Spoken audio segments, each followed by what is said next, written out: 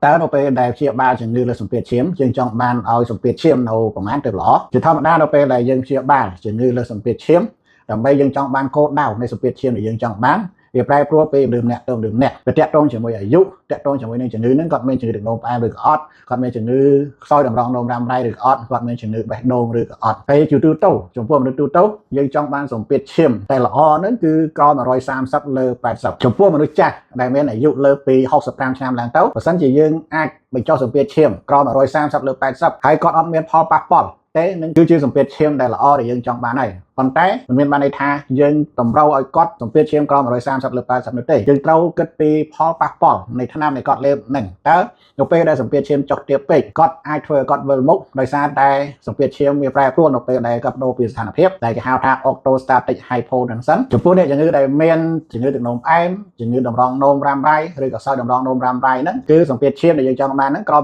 130លើ80ដែរចំពោះអ្នកជំងឺដែលមានជំងឺបេះដូងដូចជាបន្តពីគាត់មានស្ទះសរសៃឈាមបេះដូងហើយសម្ពាធឈាមដែលយើងចង់បានក្រោម130លើ80ដែរតែបើសិនជាគាត់អាចត្រង់ទ្របានសម្ពាធឈាម systolic ហ្នឹងក្រោម120កាន់តែល្អគោលបំណងនៃការតាមដានសម្ពាធឈាមហ្នឹងដោយសារសម្ពាធឈាមវាប្រែប្រួលទៅតាក់ទងជាមួយនឹងគាត់នៅផ្ទះឬក៏គាត់មកទីពេទ្យអញ្ចឹងបើសិនជាគាត់នៅផ្ទះអាចសម្ពាធឈាមទាបជាងគាត់មកទីពេទ្យអញ្ចឹងបើសិនឲ្យគាត់វាស់សម្ពាធឈាមនៅផ្ទះបើសិនជាសម្ពាធឈាម